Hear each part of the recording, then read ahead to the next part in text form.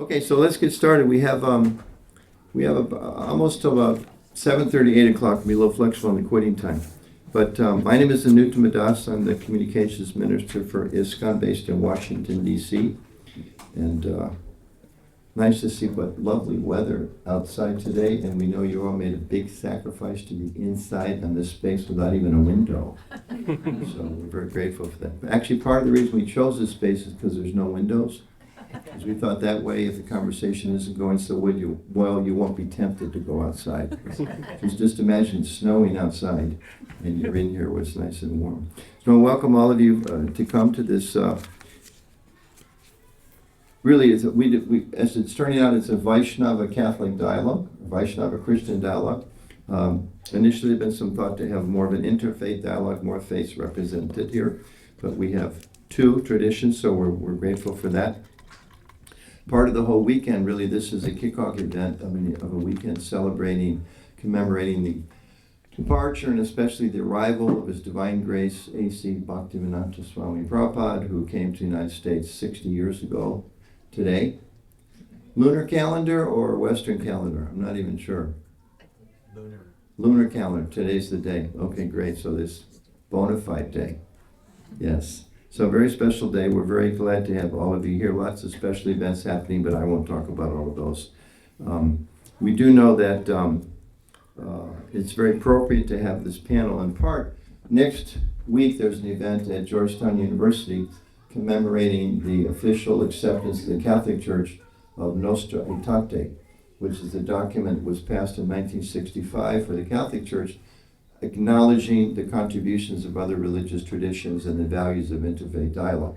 That was adopted sometime in October 1965, and Prabhupada arrived here in September 1965. So we, at least from the Vaishnava tradition, we think of that as kind of historically interesting that that's there. So today the topic that's been chosen is about spiritual journeys, because we're commemorating Prabhupada's spiritual journey from India to the United States, and as we know, short history, almost a year of struggle, very little support whatsoever, but then for the last 10 years of his being here with us on the earth, phenomenal success that continues until today. So we're marking his spiritual journey by a conversation about spiritual journeys, which seem to be appropriate. So briefly, a little bit about our speakers, because they're also esteemed persons that if we gave too long of a description, each one of them would probably take up at least an hour, and then we'd have no time. So, okay, Ravi's way at the end. Let's start with him. Ravi M. Gupta holds the Charles Red? Yes, Red. Chair of Religious Studies and is a professor and the department head of the Department of History at Utah State University.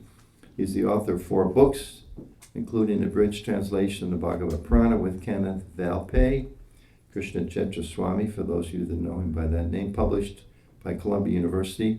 He's a permanent research fellow at the Oxford Center for Hindu Studies in the UK and is past president of the Society for Hindu Christian Studies. When we introduced Frank later, he was the first president of the Society of the American Canon Religion. His research currently focuses on the Bhagavad Purana's Sanskrit commentaries. So that's very, very brief. Catherine, to his left, she teaches at Boston College in the theology department. She's the director of the Interreligious Studies minor, correct? I got it off the website. I'm going to have to talk to your social media people at the college. Yes, okay. Okay, she did her undergraduate degree in Belgium, Leuven University, which I visited as part of a communications group from Europe of ISKCON people. Went there to learn more about the college. She, from Belgium, she decided it was a little too cold, so there she went to Hawaii, where she got her master's degree. But then she felt guilty, perhaps, and went back to do her PhD work in Belgium. And she landed here in Boston. We're very glad she's here.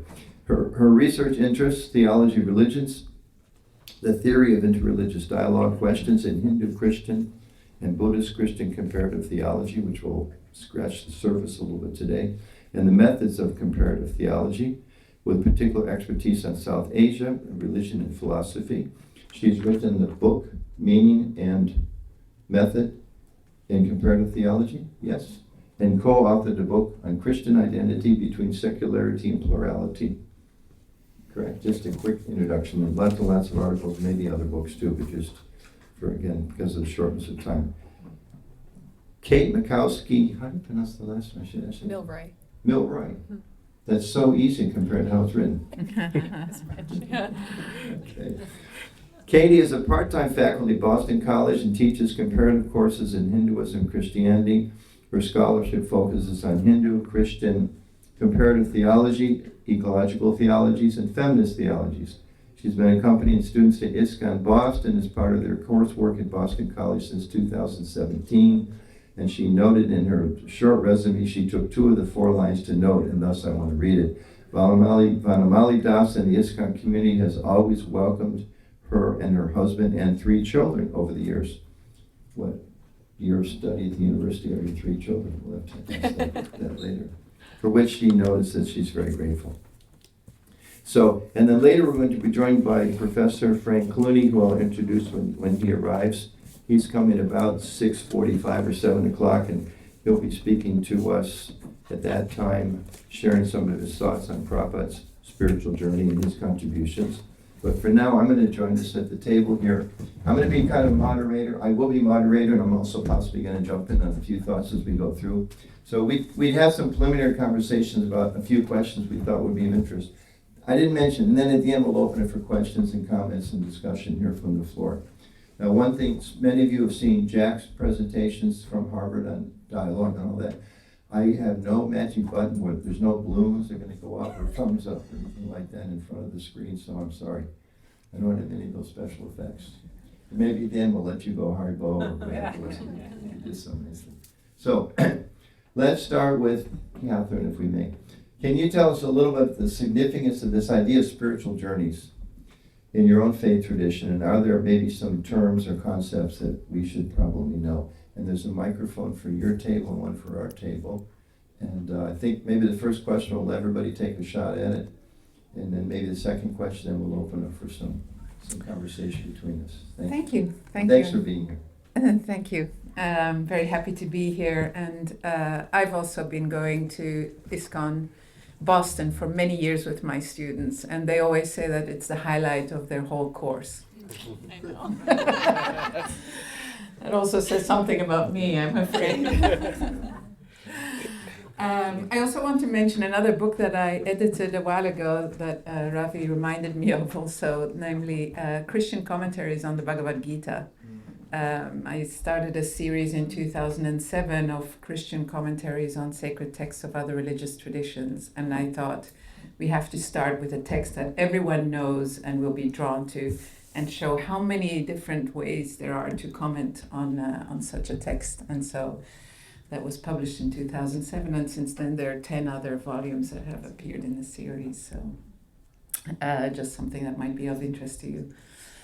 So yes, spiritual journeys. I was actually asked more to think of people whose spiritual journey have inspired me. Is that okay if I focus on that topic?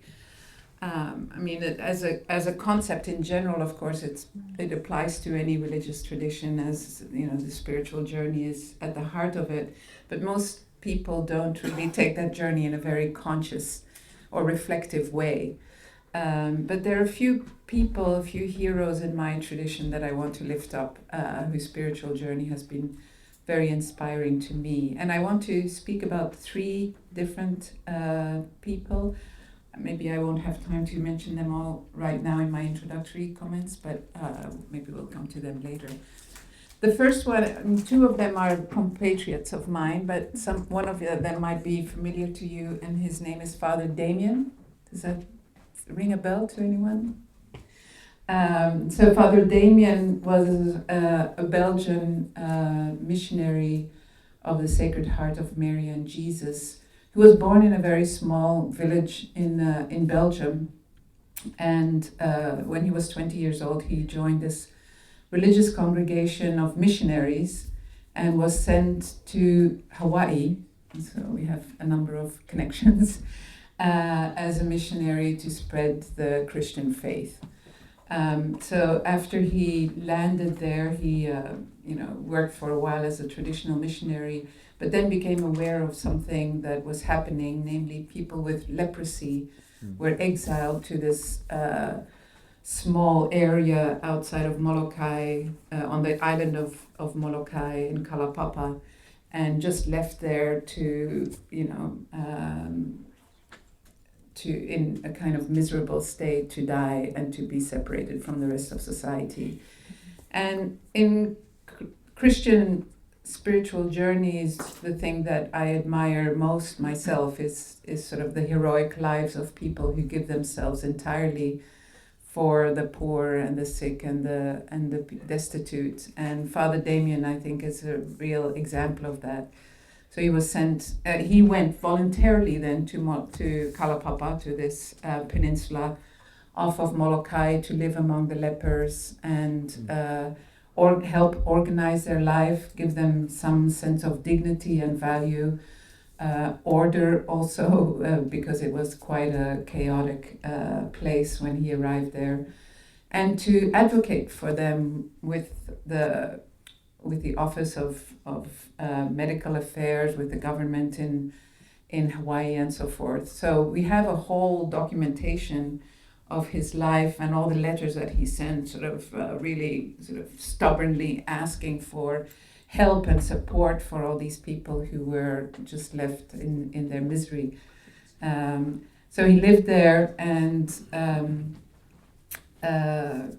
organized a school and a hospital and a marching band and a church, and sort of tried to give dignity to these people who were left to die in their misery.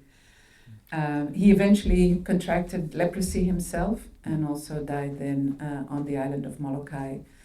And then he was taken back to Belgium. He was buried there, but then years later taken back on this ship that has become famous because of his body that had taken it back to Belgium. And his final resting place is in Louvain, where I did my studies, and I taught there also for 10 years before coming to the United States. So there's so many points of connection for me with Father Damien. Belgium has become a very, very secular country, where I think maybe it was traditionally a very Catholic country, where 90% of Belgians would say that they were Catholic. It emerged out of the separation from Protestant Holland. So the majority of Belgians were Catholic. Now there's maybe 4% of people who still go to church. It's really become incredibly secular. But a few years ago, there was an election in Belgium to ask who was the greatest Belgian.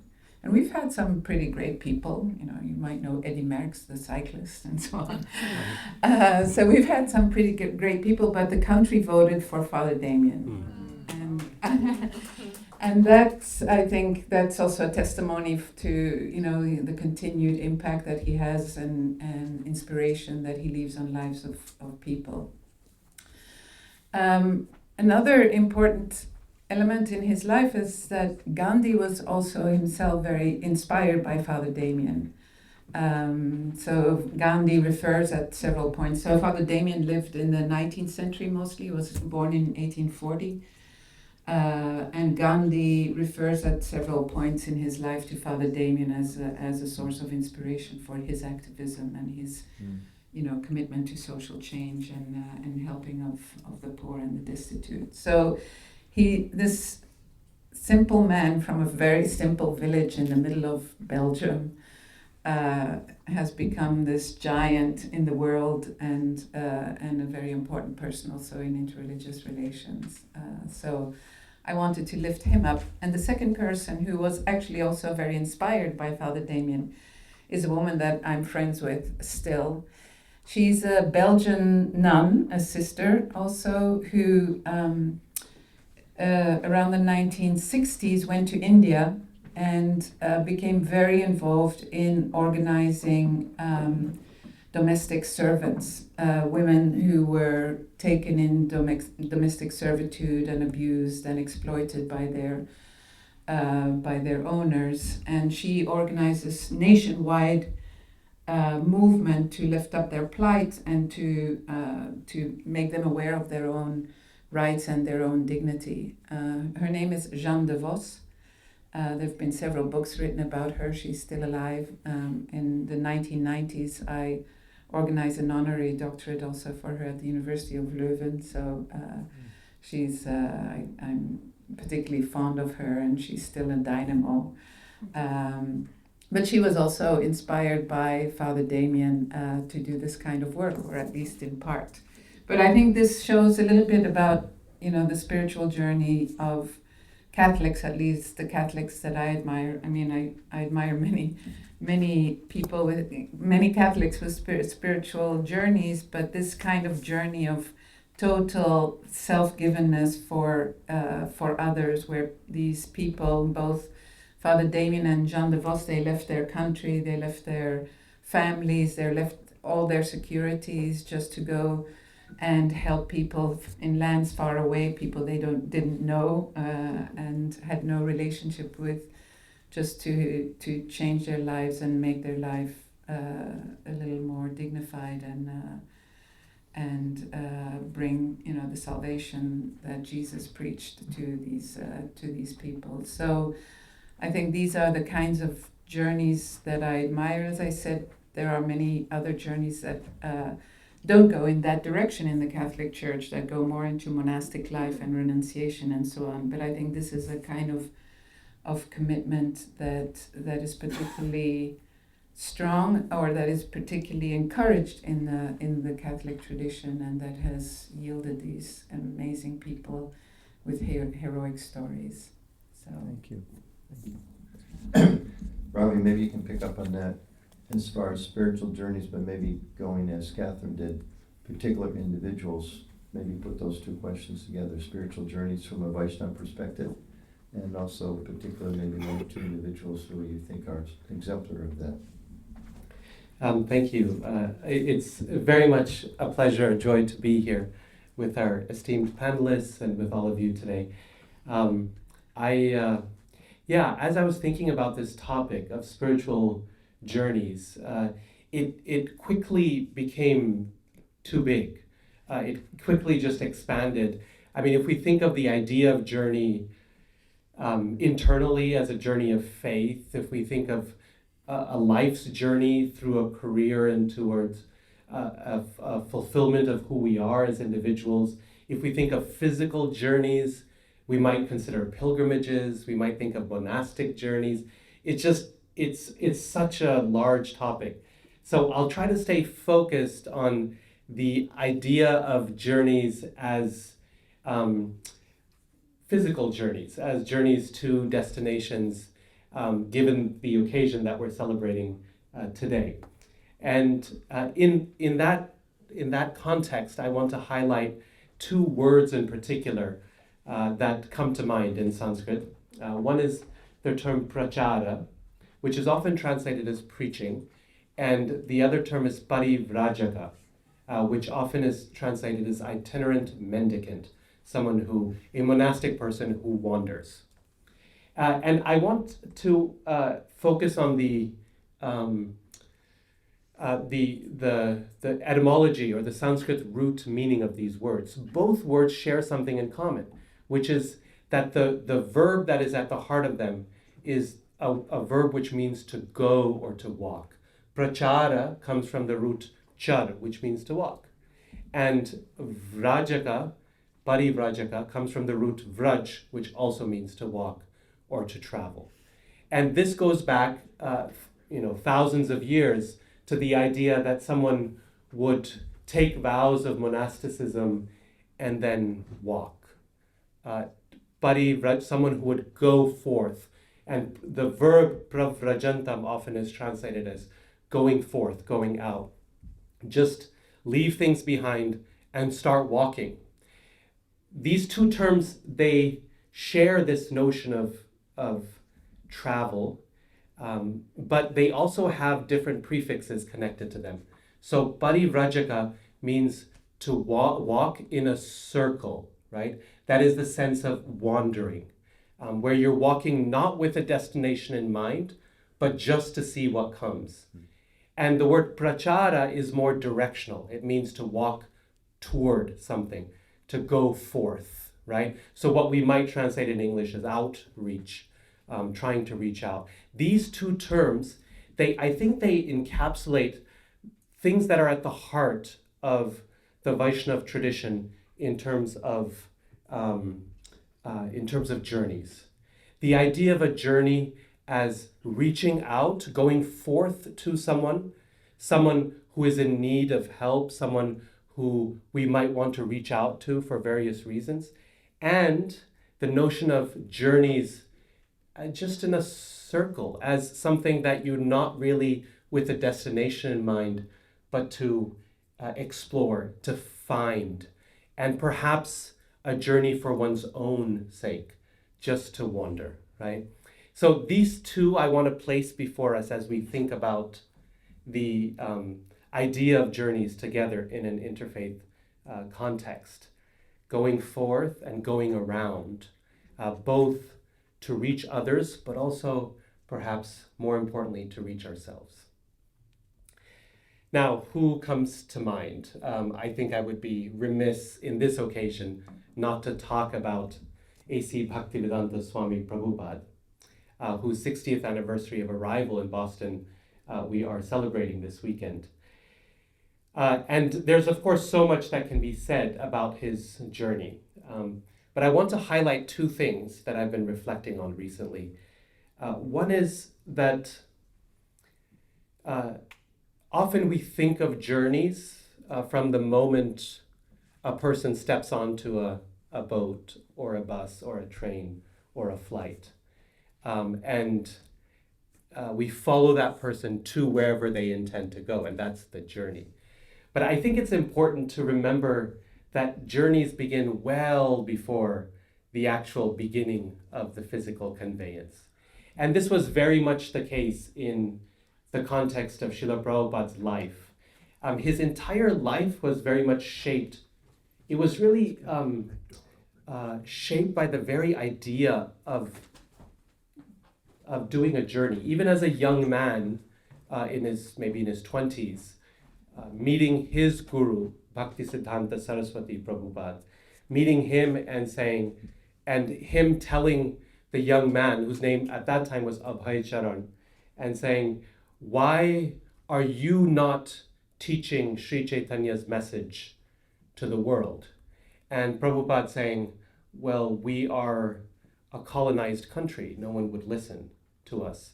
And Bhaktisiddhanta Saraswati saying, no, the message is too important to wait for any political circumstance, right? And from those years of his 20s, his life's journey is kind of, how do I make this journey? And that preparatory period is as much part of the journey as is the ship sail on Jaladuta, right? It's that journey. It needs to be seen in that entire lifespan of personal, spiritual development. The other thing I want to highlight about his journey is that I think it's fair to say that no one journeys alone.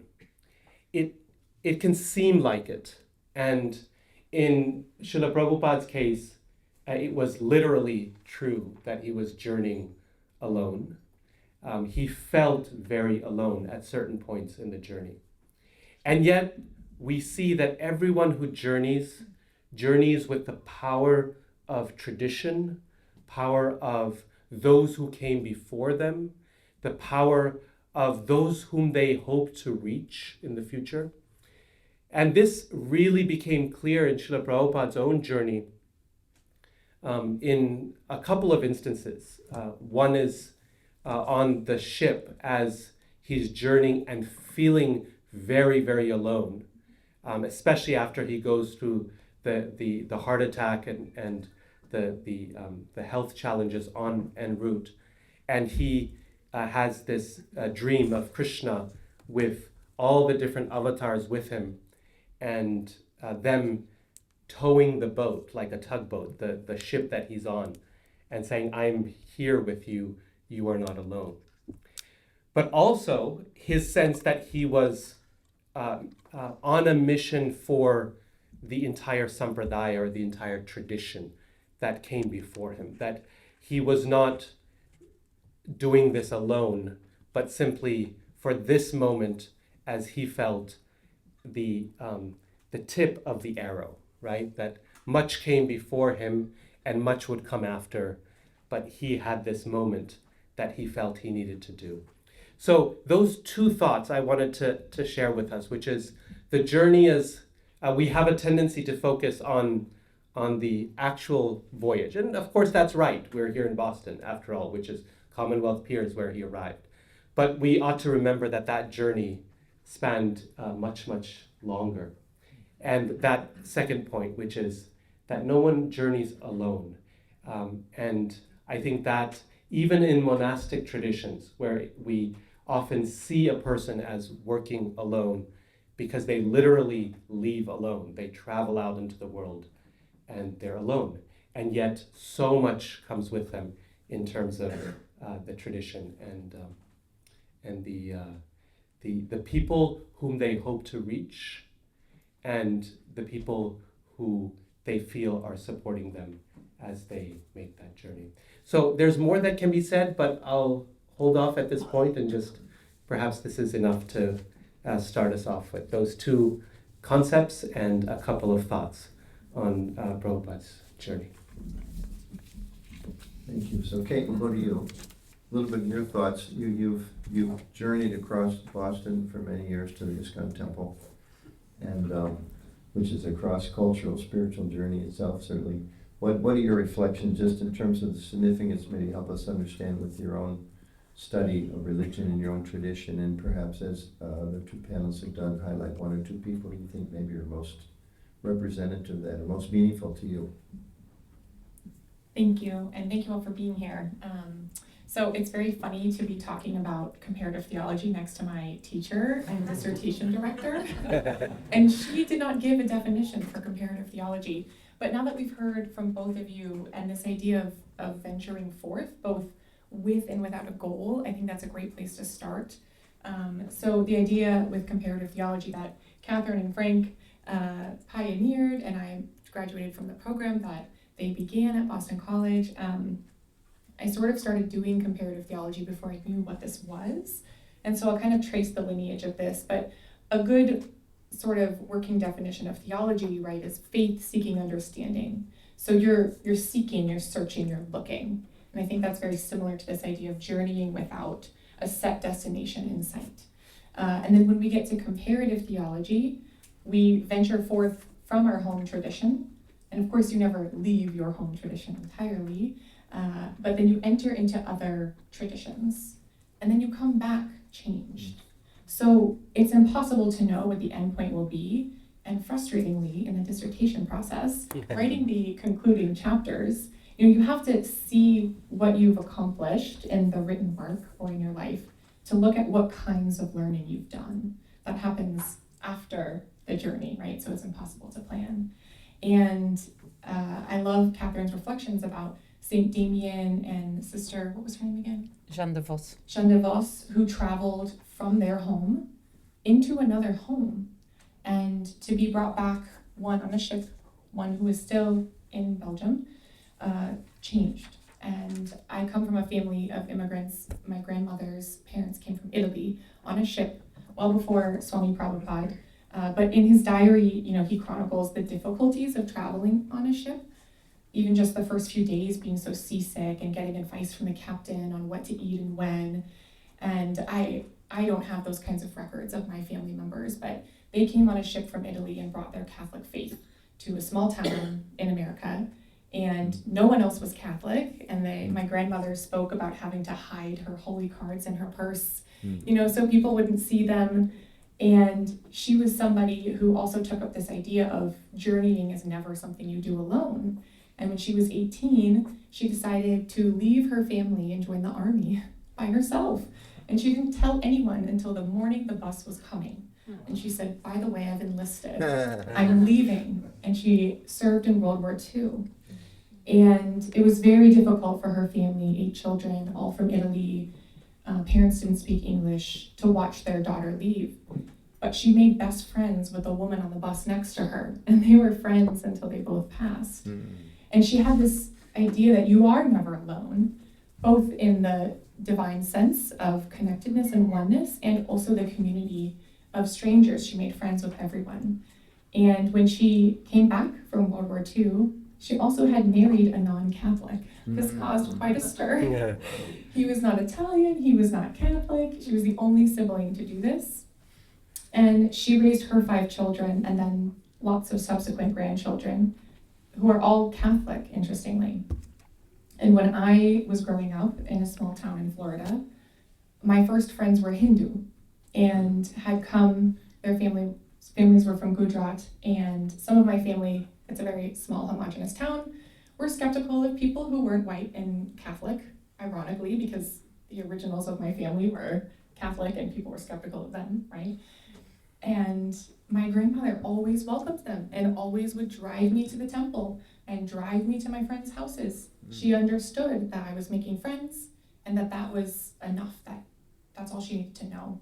And when I went to India, she was the first person when I studied there, to help me pack my bag and to be so excited for me. And she never questioned my faith or my Catholic identity or pressured me in any way.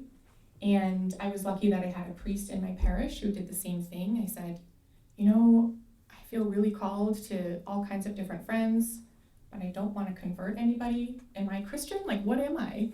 And he said, I think you should listen to what God is telling you. We should spend more time with these friends and go to temples and, just be with friends, be with God. And I always came home to my family's house or where I was living. I'm still Catholic today. But this comparative theology of venturing forth and coming back changed has always been part of my life, I think, in some way. And now it's a part of my academic and professional life, thanks to Catherine and Frank for writing the books and starting the program. And I have these great friendships along the way, and we are constantly learning from each other, and we never feel alone, even when things feel isolating or difficult. But there's something about the fact that we're journeying together from different homes and always returning back changed, but together.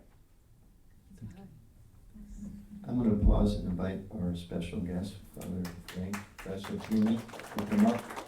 We have a chair hidden back here. We'll go just with the 4 of us speaking for maybe one more round, and then Professor Clooney is going to share some reflections in a few minutes. Thank you for coming and for being. Somebody didn't give you the memo that we were on India time. So you're So I just want to share just a couple reflections listening to our Vaishnava and Catholic contributors here. I was thinking about the question about spiritual journeys, that from the Vaishnava perspective, and from what I understand, I think the parallel would be there within the Catholic perspective too. There's this idea that a whole of life actually is a journey, and that we've taken the wrong path at some point in time, that the individual soul, made this choice and we're going to separate ourselves from God, come to the material world, and try to be happy here by various means, and even so far as various bodies and various species and various planets. And that so in the sense, we're all journeying here, meant to eventually come to the deeper understanding that whatever I achieve or experience in this realm is just not sufficient. I need something higher ultimately to come to God. And I think for me, I know I wasn't born in the Vaishnava tradition, but I felt that the Vaishnava philosophy and the parable of the prodigal son always seemed to strike such a parallel there. But for those that don't know, in the biblical story, and correct me if I get it wrong, that he is the son of a wealthy father, but he's feeling that he wants to go express his own independence and individuality, so he leaves home and wanders.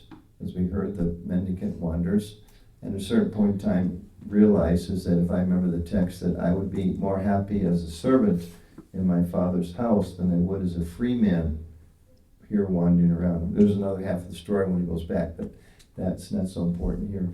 But I think that's at least one sense of the spiritual journey that we would share, that the individual soul is journeying, looking actually for God, looking for Krishna. And that the ultimate fruit of this life, through the happiness, through the distress, they're learning to be more self-ish and more selfless, as you were describing with these two saints in the tradition. And that's ultimately brings this point of understanding that actually if I love God, that's actually what's going to make me happy. And I can't love God if I don't help other people. If I don't love other people, they'll make those kind of sacrifices. So just a reflection on the two theologies and cultures presented here. So maybe one more question that I'm going to put together. I sent some ideas of putting this together. Let's go back again, same order. Ravi, how do sacred journeys transform us, and what challenges, maybe in reverse order, what are some of the challenges that one might face on the spiritual journey, and how does it transform us? How might it transform us? Me first? Yeah, that's kind of like a couple questions you could design a whole course around, so just 3 or 4 minutes, do your best. Okay, sounds good. In terms of challenges, I want to highlight one more concept in terms of journey, and that's the idea of tirtha. Tirtha is a sacred space, but literally meaning a place where you cross over from the root thr, right, to cross.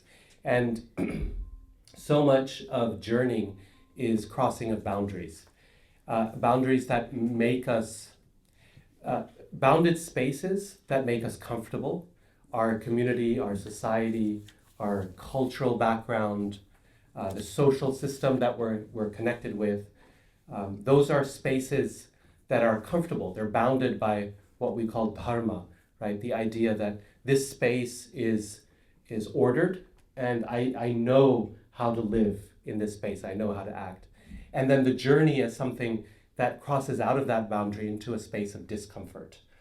And that brings all kinds of challenges with it. Physical challenges of risk and danger and health, but spiritual challenges as well. And in particular, thinking about Prabhupada's journey, the discomfort that comes to the person making the journey, but also the discomfort to the people who are left behind within that understandable, protected space, right? So when Prabhupada makes this journey, he's crossing many boundaries that historically a sannyasi or a mendicant, a renunciate is not supposed to cross. Crossing the ocean is crossing a boundary. Going to countries where dharma is not practiced is crossing a boundary that should not be crossed. Wearing certain kinds of clothing, eating certain kinds of food, right? These are questions that were boundaries that made those whom he left behind very uncomfortable with that journey. That discomfort was felt both when he made that journey and when he returned from that journey back to India. Because, of course, that space is that space which gives us comfort, it gives us security, but more importantly, it gives us order in our lives. And that is that space of dharma. So taking that risk and the discomfort of those who are left behind, but then the discomfort, the challenge of the person who makes that journey outside that bounded space, who crosses over, who does what is called tirtha yatra, right? The journey that crosses over, literally speaking. Yatra meaning the journey, and tirtha meaning that point at which you cross over. And we see this in Prabhupada's life so many times, right? The challenges that he faced, particularly in that early period when the journey was still fresh, the environment was still new. And there's so much that could be said, but I want to highlight 2 phrases that have always struck me as being very emblematic of that challenge that the journey presents. One is his question on the Jaladuta in his diary, in the poem that he wrote on the Jaladuta, "My Lord, why have you brought me here?" And I think that is so powerful, particularly because he was so mission-oriented, right? He had such a sense of why I'm here. My guru asked me to come here, therefore I'm going to come. I am the representative of a long tradition before me, therefore I must do this. So on one hand, there's such a clear sense of purpose and direction, right? It's prachara, it's the movement with a direction. And yet, despite that, his question on the Jaladuta is, why have you brought me here? Which means there's always an element of parivraja. There's always an element of, I don't know what's going to come from this journey, right? I set out with certain goals in mind, and yet, who knows? And I still don't understand, right? I understand, but I don't. That this place, he says, is so unfamiliar to me. This place does not look appealing to me, right? Why have you brought me here? The second phrase that I find very emblematic, again, of the challenge that a sacred journey embodies is in that same prayer, he writes, Krishna, make my words suitable for their understanding. And that, I think, encapsulates this sense of, I am in a space that I do not know the rules for, that I do not know how to engage with, that I am not sure I can navigate, right? But make my words suitable for their understanding. And that's that consciousness of audience, of who am I trying to reach, and can I touch those that I'm trying to reach in some way? Can I find a way to connect with them that goes beyond the social and into the spiritual? Those two words, those two phrases, make my words suitable for their understanding, and why have you brought me here, both were written on the same journey and on the Jaladuta In the harbor in Boston. In the harbor in Boston, right? In the harbor in Boston. And I think that's significant that he's writing it as he's arriving, right? Not as he's departing, but as he's arriving. So in some sense, the journey is now coming to a close, and yet it's not at all coming to a close. This is exactly where the most scary part of that journey begins, is why, as he's looking at the Boston skyline and thinking, this is so unfamiliar. This is so, on one level, so dangerous, right? For an elderly man coming into Boston or to New York and not knowing how to speak like them and not knowing what he's supposed to be doing exactly. So he writes in his diary, actually, no, it was in a lecture later on, he mentions, the customs agent boarded the ship and they asked me, as they always do, how long do you plan to stay here? And I did not know what to answer, right? So why have you brought me here? Is it a month's journey? Am I depositing some books and talking to a few people and saying I'm done and heading home? Is it a year's journey? Is it a lifetime's journey? I don't know. He says, I didn't know. So I told him 2 months, right? I told him 2 months. And then he went back every couple of months to get that visa renewed, to stay longer, and to check on return ship schedules home, right? So why have you brought me here, and will this actually work? That discomfort, that challenge is transformative, both for those who journey, but also for those who are left behind. And when he returns for the first time, this time by flight to India, he meets an India that is both deeply skeptical and in other ways welcoming.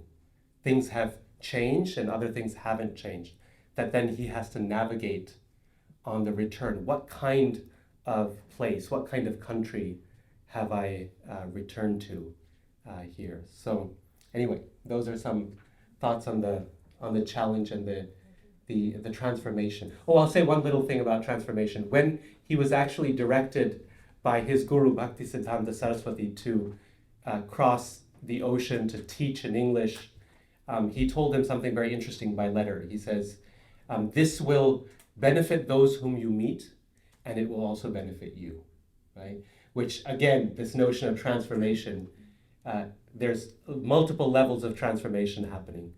In the audiences, in the people we meet, as Katie, you mentioned in the story of your grandmother, right? Like this is that community is transformed. People's assumptions are shattered. And there's also a transformation that happens for the person themselves that is just as significant and perhaps less visible. So. Catherine, similar question. Challenges we face on our spiritual journey and how do they transform us? Thank you. While you were speaking, I was also thinking of how cultural spiritual journeys are. And so by their very nature, I think they're challenging because they go against the grain of society, of culture, of a kind of materialism that is part of, contemporary consumer lifestyle. And so people who go on spiritual journeys or who choose this kind of path are, by their very nature, kind of constantly confronting challenges of a culture that doesn't understand, sometimes of their tradition that doesn't even understand what they're doing and so on.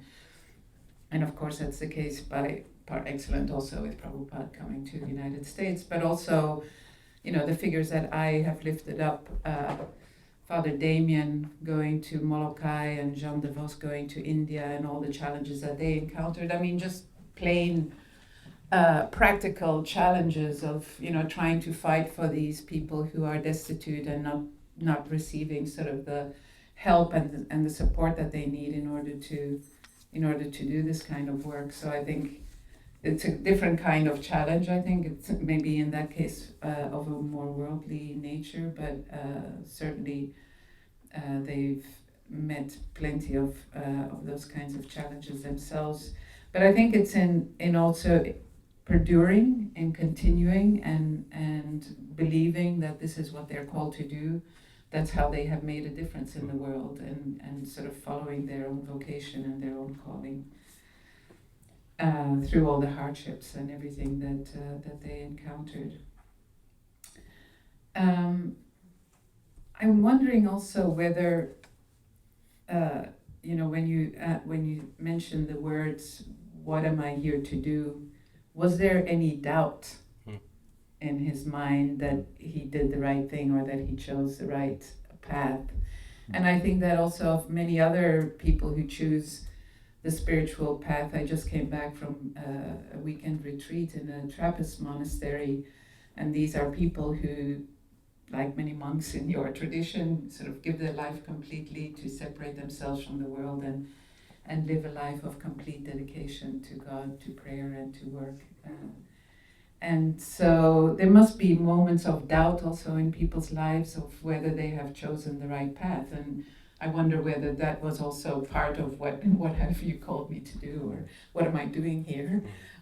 Which is probably what people also, I'm sure that's what Father Damien thought when he was in Kalapapa also, what am I supposed to do with the limited resources that I'm being given, and was this really the right thing to do, to come here and commit my life to this kind of journey that for him was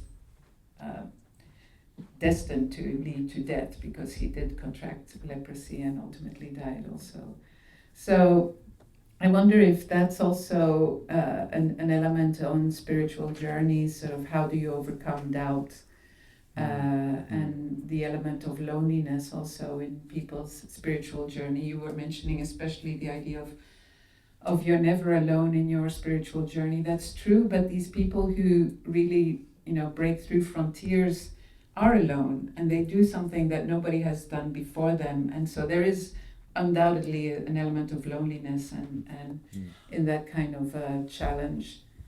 The third person that I wanted to mention is someone who I've worked on since my early days as a doctoral student, and this is a French Benedictine monk, Henri Le Sceau, Abhishektananda.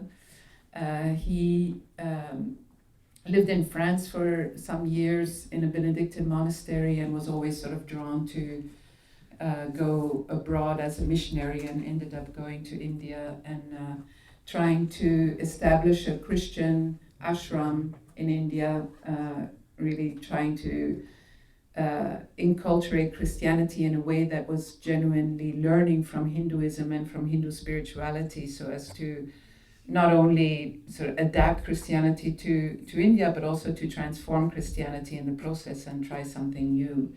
And his life was like a continuous pilgrimage from one experiment to the other.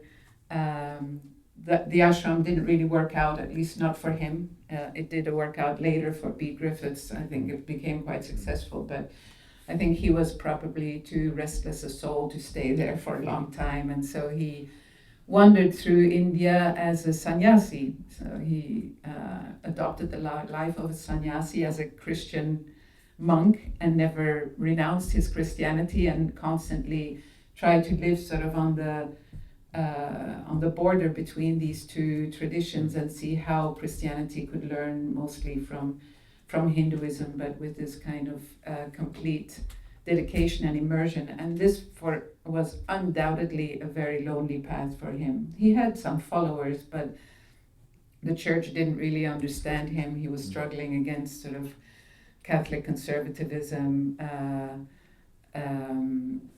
and just sort of charting a path that hadn't been walked really before him. So I think that element of loneliness and questioning one's own sort of direction must be one of the big challenges when you're doing something as new as somebody like Ari Lusso. But he died in 1974, and we're still talking about him, and people are still writing about him, and he's, in terms of the history of Christianity in India in the 20th century, besides Frank Clooney, one of the most important figures in Hindu-Christian dialogue. So I think that's sort of the legacy that somebody like that, who really charts a new path and with all the challenges, leaves behind. Also, at the end of his life, he constantly struggled to reconcile Christianity and Hinduism, really never quite managed. And his journal, if you want to read it, is really a fantastic sort of pilgrimage into this attempt constantly of reconciling the two and not quite being able to do it. But then at the end of his life, he has this sudden mystical experience where he feels he has actually transcended both the particularities of Christianity and Hinduism, and really has come to sort of at least an experiential reconciliation of the two traditions, if not a doctrinal one. Robert, you want to comment? I just want to add one sentence, something Catherine said sparked thought here on the theme of loneliness as a theme in the spiritual journey. I recall in one particular commentary that Prabhupada has describing the journey of another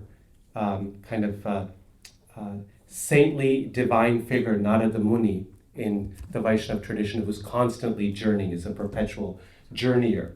And as he describes his journey, in that comment he says that the sannyasi travels, he says, for two reasons. One is to develop strength of mind, and the second is reliance on God, right? And I think both of those, that whole comment is unavoidably autobiographical. If you know Prabhupada's journey and you see what he's writing there, it's very clear that there's a personal element here. And both of those pieces, right, strength of mind and reliance of God, point to that sense of walking that path alone, that there is only God to rely upon because, you don't know whether anyone else will be there. And when he gets off the ship, he says, I did not know whether to turn left or to turn right? So that sense of I'm really alone here. So anyway, just wanted to reflect on that. Thank you. Thank you. Kate, your thoughts on sacred journeys, transformational power, and the challenges that maybe we come across on that path? I think I want to share some experiences of our students coming to ISKCON Boston. And Catherine mentioned the difficulty of taking on any kind of spiritual journey, the countercultural nature, where we find ourselves in this moment in history, highly consumerist, material, very technologically oriented. And in the classroom, it's difficult to have students put their phones away, right? So the idea of going to a temple and going to a church is like, sometimes feels like a bridge too far. I can see it in their eyes when they say, we're gonna have field trips in our class, and they're like, no, because it's uncomfortable to go somewhere new. You don't know anyone, you've never been to this place, you have to take public transit in Boston, maybe for the first time. And so I spend some time before they go to Mass, we go to ISKCON Boston. Before each religious event, we spend some time unpacking what it will look like. I pull up pictures, here's what the temple looks like, here's what the church looks like, to try to assuage some of the anxiety of showing up somewhere new. And I always try to think about, in my own life, the first time I went to a temple, or the first time I went to a church that wasn't my own, or the first time I showed up in India and was taking my first bucket shower by myself. I knew no one else. Those moments of uncomfortability, and I've learned to like them. Maybe it's not healthy, but because I know it means change is coming, and I find change to usually be quite productive and transformative with the pain and the beauty that comes with it. And with my students, the first time that we go to ISKCON, I try to get there before them, but some of them are so nervous, they get there quite early. And they walk in, and everyone is so friendly and welcoming, and it's nice to see them come to ease as they're in the temple experience. And then, of course, Vanamali gets them dancing every service, and you can see the trepidation, because especially if they're raised in a more Christian American context, dancing in a sacred space is incredibly rare and not something most of them have ever done. So we're in a place they don't know, with people they don't know, music they don't know, a language they don't know, moving their bodies in a way that feels almost inappropriate in a holy space as like New England Christian raised people. But then we come back to the classroom, right? So I don't get to debrief with them at the temple. We share the lovely meal together. Vanamali often sits with my students and asks them questions like, what's the meaning of life? Puts them right at ease. We have great dialogue. And then when we get back to the classroom, it is shocking how many of them have never felt so connected to something so different, felt so welcomed in a space that wasn't their own. And a number of them, every semester, I'm sure you do too, go back to the temple without the class. They go back and they keep journeying. And I didn't know there was a connection to Vermont with ISKCON, but I had a student this summer working at a farm in Vermont by herself, alone, and she reached out to me to meet on Zoom because she's journeying, and her friends aren't journeying spiritually, and she feels a little alone. So she reached out to me and said, I've been reading, I read Siddhartha, I'm reading some Arundhati Roy, like what else can I read? I'm on a path. And so I gave her some book recommendations, we chatted, and then she said, I have something kind of strange to tell you. I'm at this farm in Vermont, I don't know anybody. I went by myself to meditate by a lake, just a random lake in Vermont, and she was alone. And then she opened her eyes at one point and saw two men walking around the lake. And they came up to her and they started chatting, and they were from ISKCON Boston. And I said, what do you think about that? And she said, I'm not sure what to think.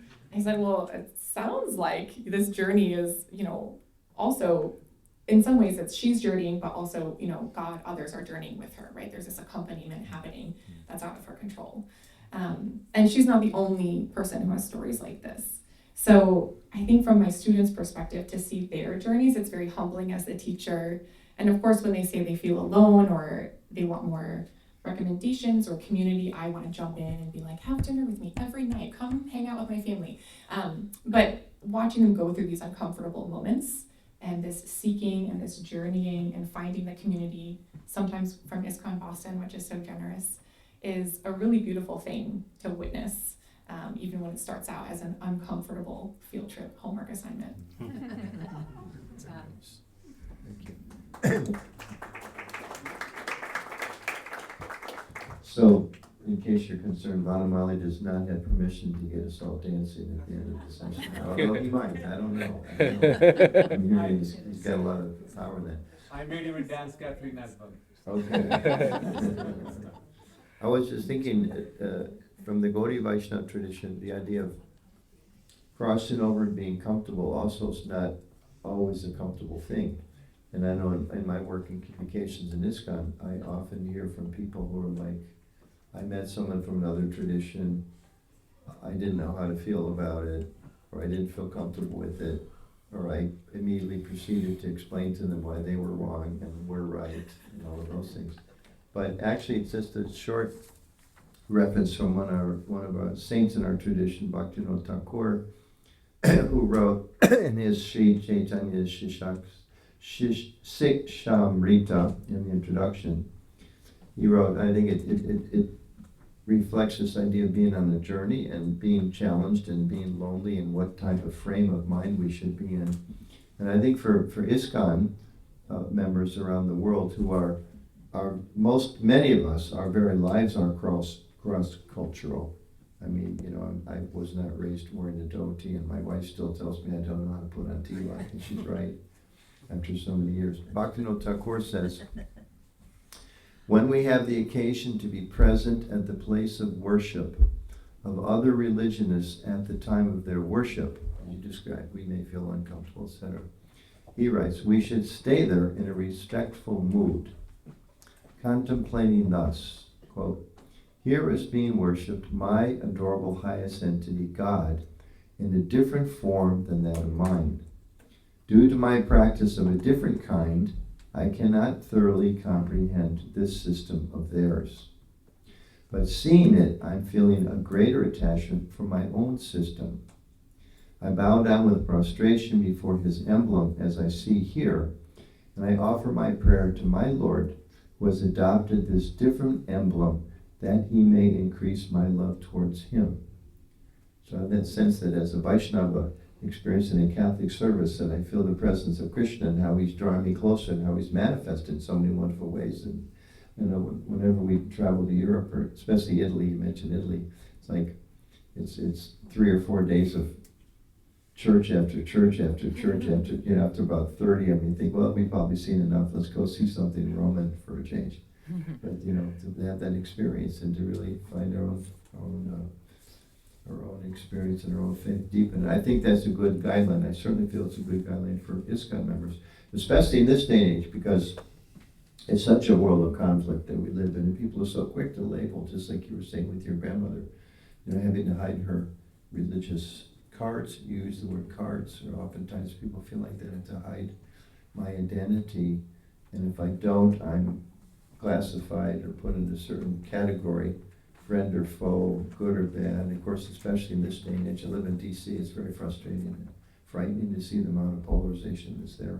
So I think this is an important message for us, the Vaishnavas here, the Gaudiya Vaishnavas here, that that's not the way we are encouraged to look at the world. We should look at it much more deeply and see that every spiritual, I'll just briefly telling stories. I met a man who was one of our Rath Yatra big chariot festivals in Baltimore a few years ago. Met a man and his wife, they were walking around. I'm the governing body commissioner there, so I'm supposed to supervise things, which means basically you have nothing to do. You're not assigned anywhere. So I read this man, I remember he had a red t-shirt on and said, Jesus saves. So we just started talking. I can't remember if he approached me to proselytize me or just some way had a conversation.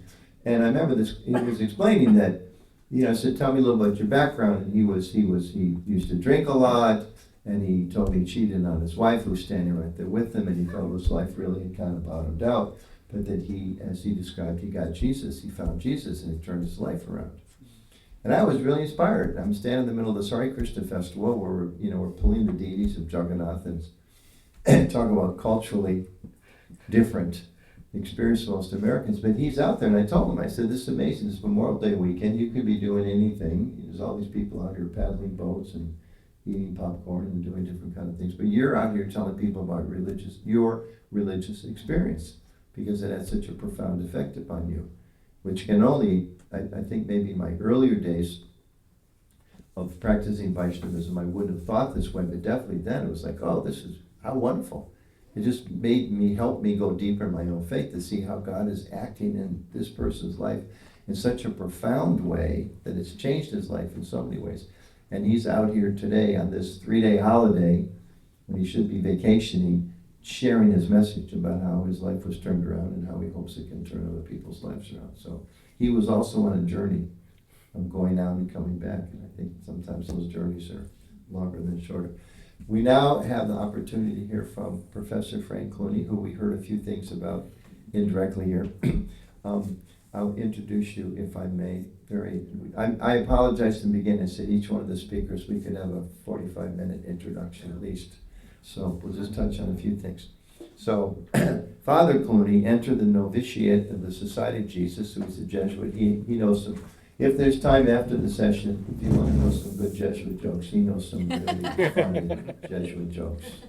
One or two which I've learned and tried to retell without the authenticity of what you were saying. So he joined the Society of Jesus in 1968. He was ordained in 1978. Then he earned a bachelor's degree at Fordham University in New York.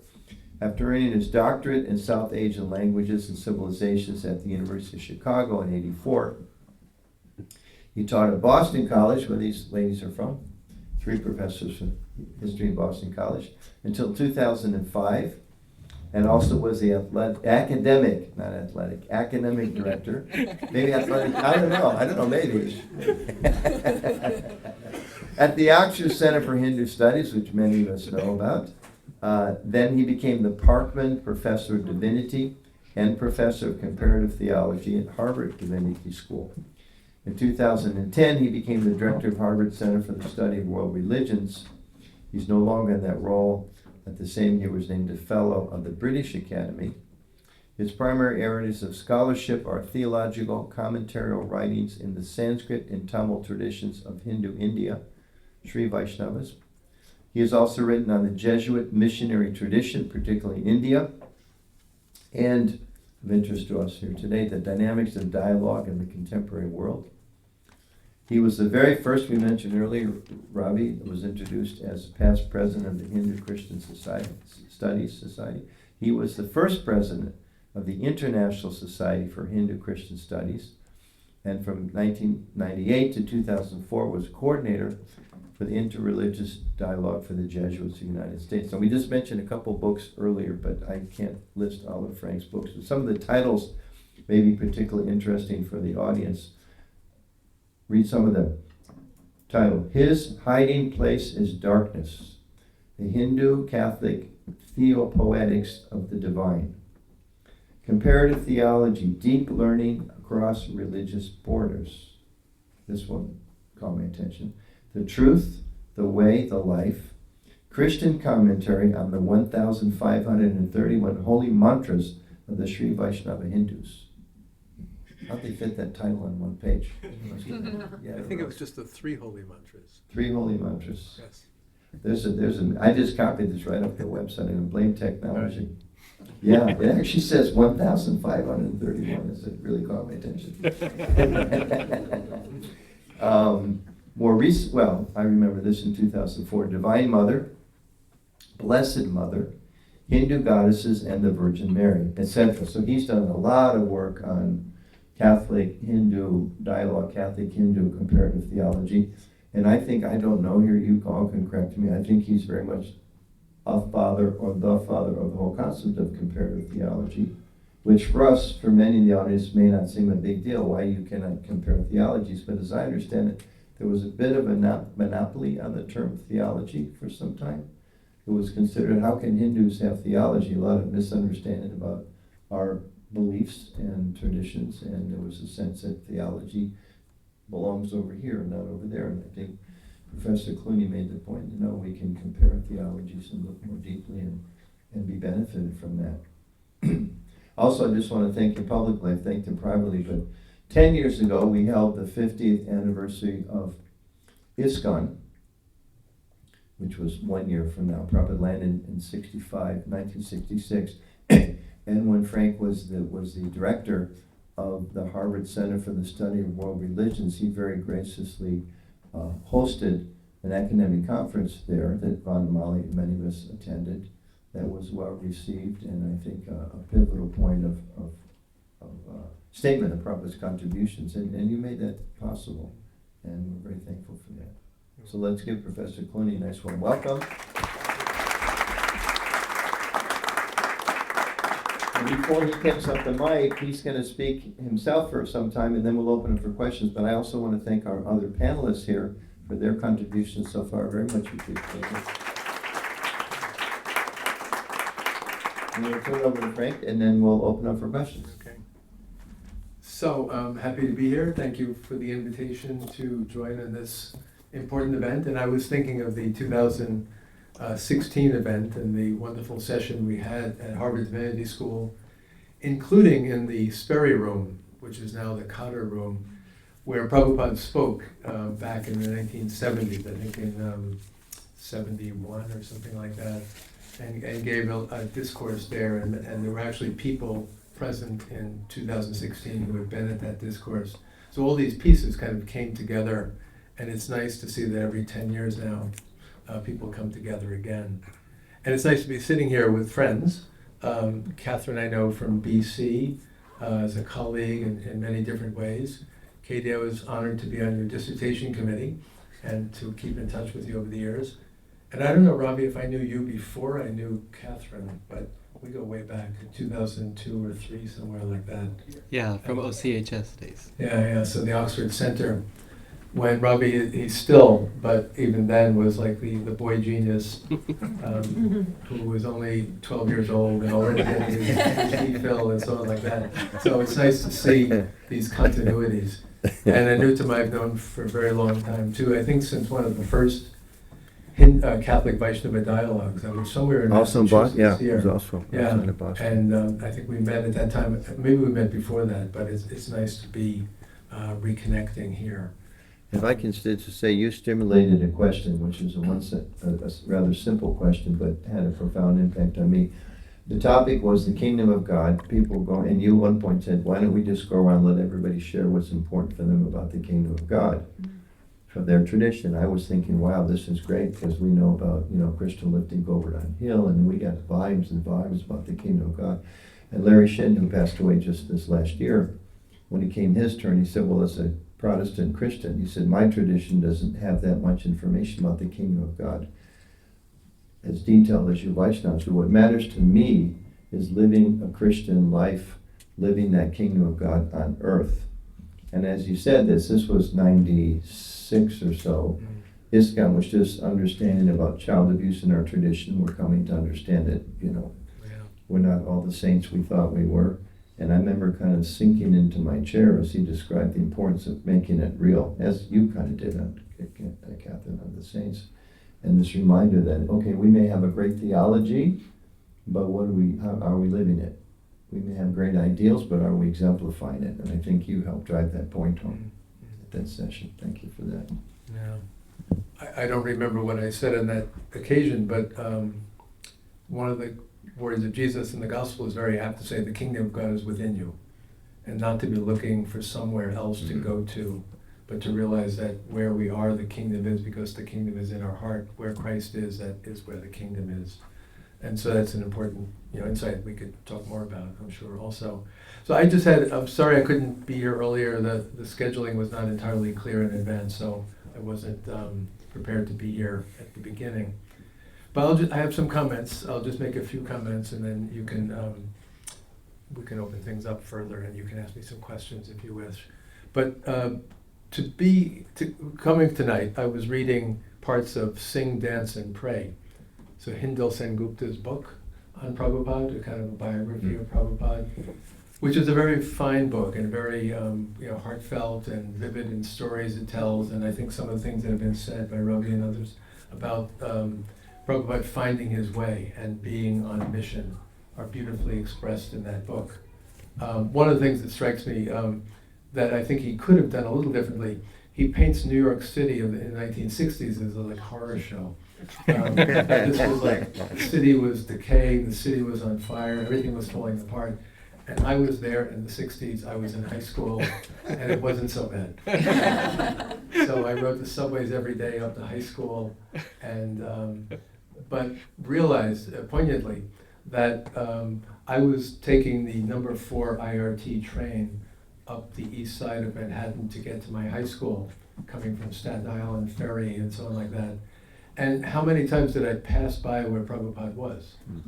and the Lower East Side and various places around there. And so many times I could have, had I had any instinct or knowledge, could have gotten off the train and gone to have darshan, to say hello to him. But it never crossed my consciousness, it never happened. And it's kind of a funny thing in life that our journeys often are deeply influenced by one another. And then we think of all the encounters that didn't happen, and all the people we didn't meet, or the people we pass on the street, or the people we ride the subway with, or the people we don't meet. And there are kind of an infinite number of other gracious encounters on offer. And some we get and some we don't get. And that's sort of both realizing, we're finite, we can't do everything, but that there are opportunities always before us wherever we are in our life journey. And I'm sorry that I never met him, but it would be wonderful to imagine, what my life would have been if when I was a teenager I met Prabhupada. After high school, I entered the Jesuit Society of Jesus right away, so right out of high school, and been happily ever after, almost 60 years now. But that kind of journey that we take and the people we meet along the way. Reading in Sendal's book, Sengupta's book, I was looking, the plan he gives, that Prabhupada's plan, which you probably know by heart, but a number of bullet points he has at one point about, the man I think has been talked about eloquently already, but how does somebody who has a charism and, facing uncertainty, facing loneliness in a new environment, begins to find their way. He seems to have been a genius at having a plan for not only for attracting people, but also guiding them on how to live their lives. And that ability in 1960s New York, where things were certainly changing, I think was very impressive. And some of the points here, I quote them in my own words, creating a community of devotees and teaching them to live a simple lifestyle. And many were living a simple lifestyle in New York already, but nonetheless kind of saying when you follow the Lord and when you have a vocation, you don't simply do it on your own terms, but you give up this, you give up that, you draw away from this, you don't do that anymore. How that all works out, beginning to collect a community, watching what you eat, watching what you drink, your relationships with one another, all becomes important. And realizing in New York City, as many a missionary in many parts of the world do, that the task and the mission is to disseminate knowledge of the Lord. And again, uncertainly showing up in New York City, as missionaries have done all over the world, and in Christianity and Islam and Buddhism and other traditions, having to kind of learn the local dialect and how people speak in this tradition. How do you find the words, and how do you communicate was something that he was very concerned about, as we know from the start. Krishna consciousness as a specific form, that I think we all agree that it's one thing to say, well, God is wonderful, God is infinite, God is gracious, but naming God can be incredibly powerful. And for those of us in the Christian tradition, Jesus is an incredibly powerful name and powerful word. To be able to call upon Krishna is incredibly powerful. And that these terms, even in an alien or unknown society, can be really, really important.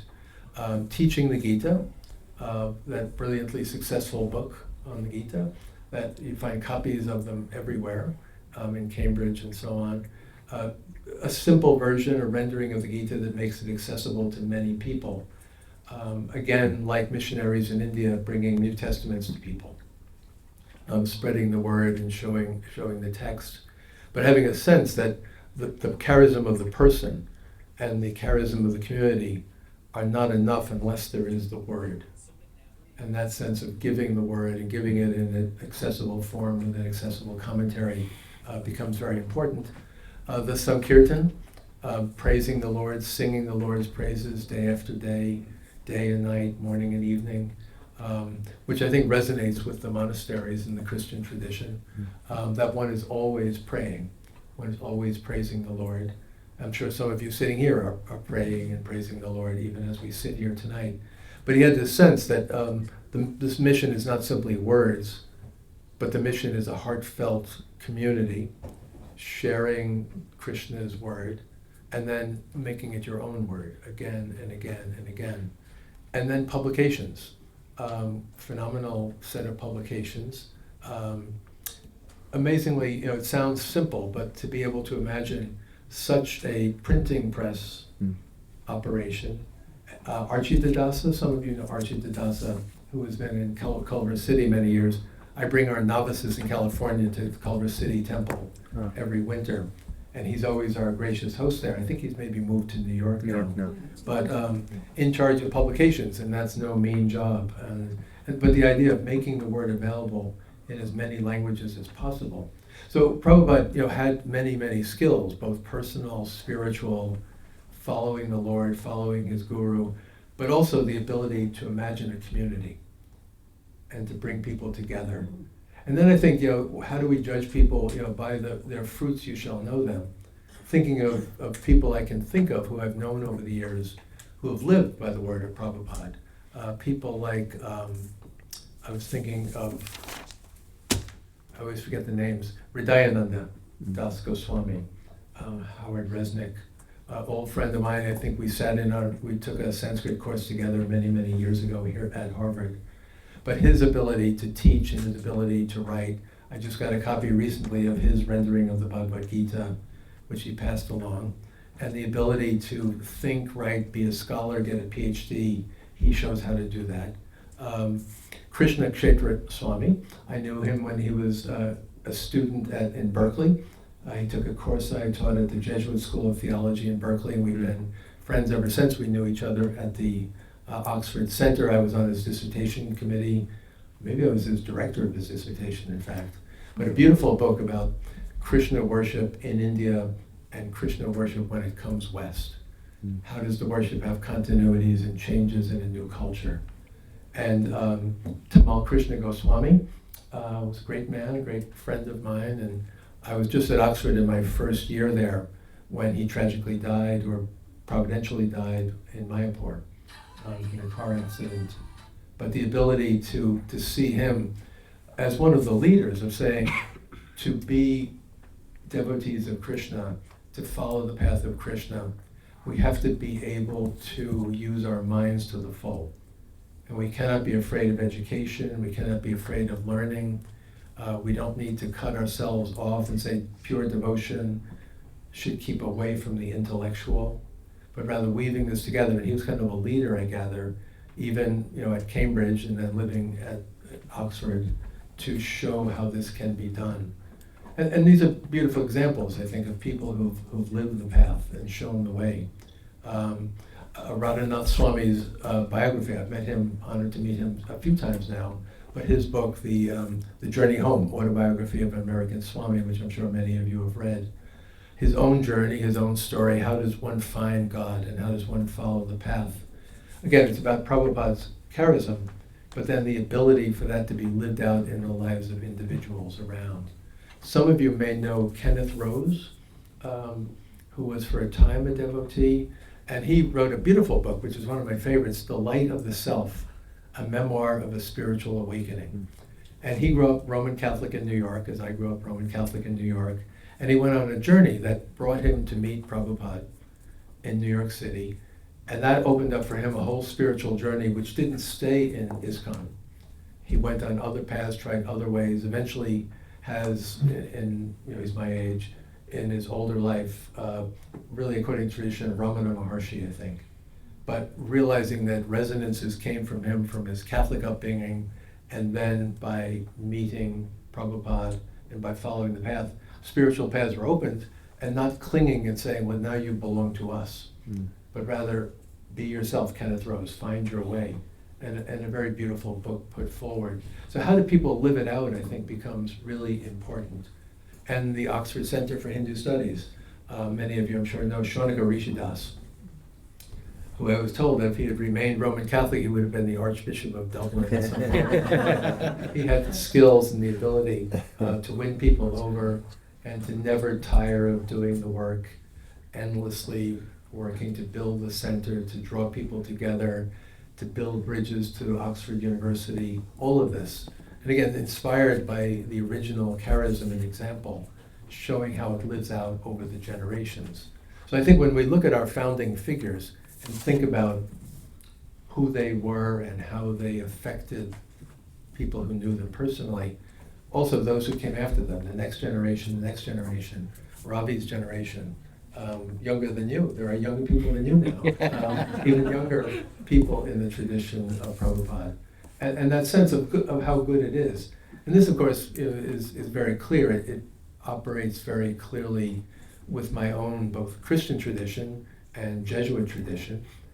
Jesus was from the start, obviously had a mission, came into the world, was to do the will of his Father, to bring the kingdom of God to life among the people of Israel in those days. And yet immediately he started calling disciples. And he called Peter and Andrew, James and John. He called other men and women to follow him, and then sent them out. As I have done, you shall do greater things. And I think the idea of the founder who doesn't say it's all about me, but rather opens it up that others can come in and others can be part of the mission. And that through the ages, basic for pilgrimage in Christian tradition, I think, is imitation of Christ, being a companion of Jesus and walking with him. And how that works out in both a liberating way and yet a basic, profound way. And then I'm a member of the Society of Jesus, the Companions of Jesus, and our founder, Ignatius Loyola, who had his own personal journey from being a soldier who fought in battle, was wounded in battle, in a year of kind of agony on his bed, as his leg was healing, found that he was actually called to serve the Lord. And that his battlefield would not be battles in Basque Country of Spain or other parts of Spain, but rather light and darkness, love and hatred, finding a way to serve Jesus in the 16th century. And again, he went to the University of Paris. He was not afraid to study. He brought together men like himself. They founded the order. And by the year after the order was founded in 1540, 1541, one of them, Francis Xavier, went off to India. And much could be said about how that went, the mission to the East. But the sense that the person who starts the journey is the person who gives it back to the world. And I think honoring Prabhupada is to realize that that's sort of a basic spiritual truth. It's not private, I don't own it, you don't belong to me, you belong to the mission, and I was a vehicle of bringing it to you. So I conclude, and then I'm sure we can open it up for questions, by other examples, and I'm sorry if this was all said earlier, in Christian tradition. Thomas Merton in the Seven Storey Mountain telling the story of his vocation, the ups and downs that led him to the Trappists. Dorothy Day, founder of the Catholic Worker Movement in New York, the long loneliness, and how she went from being somewhat of a wild youth, having a baby and an abortion early on, regretting that later, having a baby out of wedlock, and yet finding herself called with Peter Morin to serve the poorest of the poor in New York City, and founding houses that were dedicated to peace. An improbable person who suddenly found in her life God was calling her to do something that she didn't really understand or know, and then to be living that out. And other figures I could mention, but I think, again, our lives, and if we could have time to go around the room and everybody talk about why we're here tonight, and what we do on Saturday or Sunday or days of worship, there are stories we have that are in continuity with the founders, our personal journeys, our personal paths, that we pass on to those who come after us as well. So I'll stop there for a moment. Let me check. I'm going to ask us some questions from those of you that are sitting. Just one story I'll share that I was thinking about, your comments and how we interact with each other and how people we don't meet may have affected us and people we do. I was at a conference in Macedonia a few years ago and was speaking with a Russian Orthodox priest who was from the American Russian Orthodox Church. And after about 3 days, he said, I really need to tell you something. I said, I haven't wanted to tell you, but I really should. He said, actually, the reason I'm a Russian Orthodox priest is because of Hare Krishna. And I thought, well, this is an interesting story. Tell me more. And he said, my best friend in high school, after graduating from high school, became a Hare Krishna devotee, which really kind of shook up my sense of the purpose of life and the values of life. And that led me to look back at my own tradition and go deep in that, and I became a Russian Orthodox priest. So he said, I owe my orthodoxy, my priesthood, to my Hare Krishna friend. So it talks about the positive influence that we can really have upon others that we may not even know we're having on others, but it's such a powerful point. Would either of you like to reflect on Frank's point before I'm going to see if there's questions here? Yeah, I just want to appreciate your focus on community and understanding a journey. One of the points I made in my initial comments, I think before you came, was how a journey begins well before the journey begins, right? That it's something that we look at a lifetime, or in the case of the Vaishnava tradition, multiple lifetimes that lead one to a particular journey. But I think what I appreciated about what you said is the journey doesn't end also when the journey ends, right? That there's something that continues after that. And in looking at the people that Prabhupada influenced and the work that they have done, and as you said, I think so eloquently, that the person who founds the journey then gives it back to the world and says, you don't belong to me, you belong to the mission. I think that really kind of encourages us to look at the other end of the journey and to say, well, maybe that journey doesn't end, not with a return to one's homeland, maybe it doesn't end with death, maybe it continues even further in future lives, but also in the lives of the community that has been built. And that reminds me, one of the archetypal figures in the Bible who had a journey was Moses. So you all know the story of Moses, threatened to be killed as a child by the order of the Pharaoh, wanted all the male children killed, growing up in the palace, becoming a prince of Egypt, then fleeing into the desert, finding God in the burning bush, returning, confronting Pharaoh, leading the people out of Egypt, all the journeys through the desert and all that. And finally, when God shows him the promised land, he tells Moses, and you shall not enter that land. It is not given to you to complete the journey. And Joshua, your disciple, will finish it for you. And Moses can almost literally, according to Deuteronomy, see where it will go. But he dies there. And as it says at the end of Deuteronomy, he was buried there, but even to this day, thousands of years ago, nobody knows where he was. But that's sort of poignant that the great man, who was kind of a paradigm of the path, doesn't get to finish the journey. Others will finish the journey that we think we're in charge of and we're not. Okay, any questions from our esteemed audience or comments? Yes, and we don't have a microphone there, so I will bring the microphone to you. Thank you all so much. I'm very honored and grateful to hear from all of you. I hope I can say this in English properly. Hearing you sharing your experiences and stories with these pioneers, I was thinking how in their journeys, by feeling this loneliness and challenges and surrender to providence as in God or God's desire to them, they were highlighting God in their heroic acts and their perseverance through the struggle, and how God was highlighting their lives or highlighting them, and how that conversation is like a beautiful dance where they share how tangible their relationship with God is through everybody they meet, and they'll also God is highlighting how heroic they were through all the circumstances they were put through, and how worth it is to share that, to fortify other people's faith. And then the other thing I thought is that this grandiose people you spoke about, they saw value in others, and they helped them see value in themselves, and how beautiful that was. Thank you. Questions, comments? This is the first generation of the Gupta lineage. I don't know if you've done it before, Frank. He's the source of all the genius here. John. Father, Son, and Holy Ghost. No, grandson. Thank you so much for a very enlightening discussion and interfaith. I just want to reflect on what Dr. Clooney said.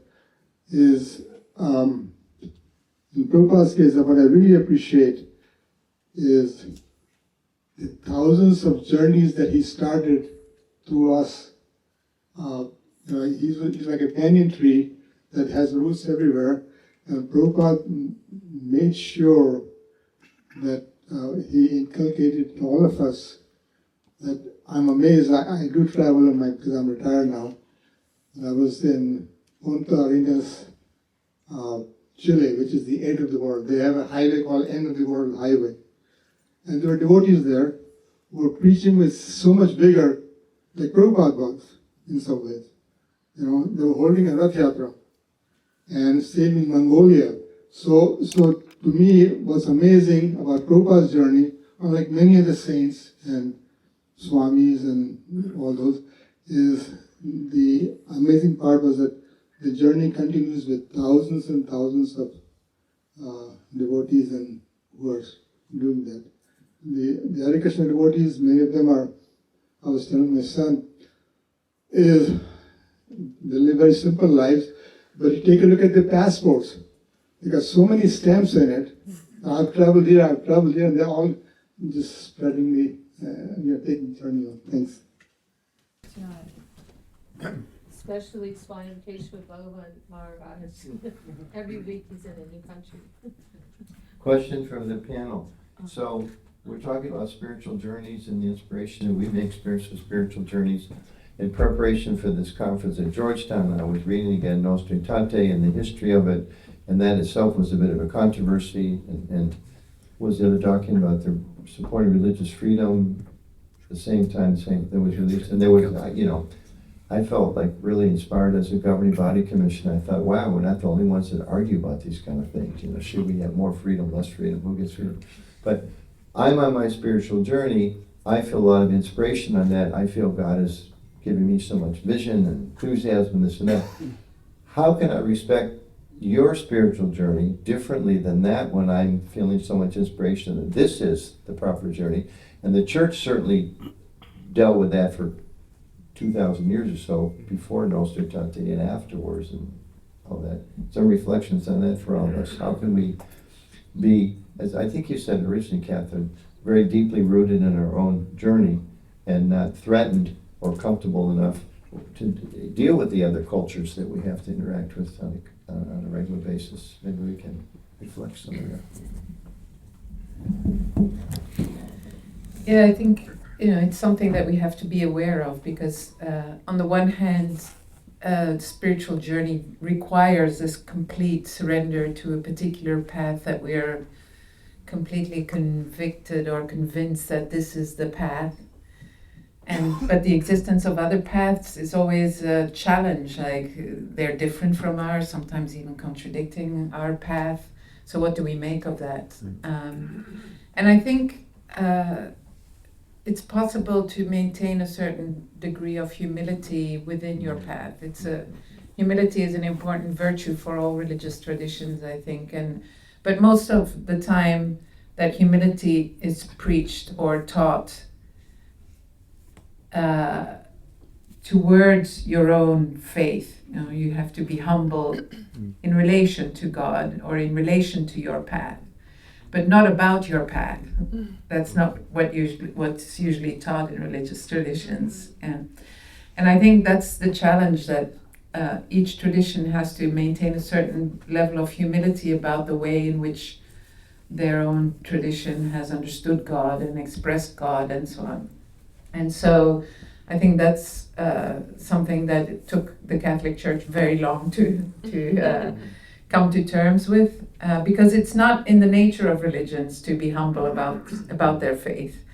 But I think it's the only way to make room for others and to possibly learn from what they have to teach us also. So I think it's a whole process that religions have to go through to recognize the limitations of every religious expression of ultimate truth, that it's always human and fallible and limited in that kind of way. And I think even in Nostraitate, there's sort of a balance. On the one hand, we recognize that there is truth and goodness in other religious traditions, but we also preach the Christ who's the way, the truth, and the life. So there's always sort of, you have to find some kind of middle way between being absolutely committed and convinced, and at the same time recognizing that no single religion grasps or encapsulates the fullness of truth.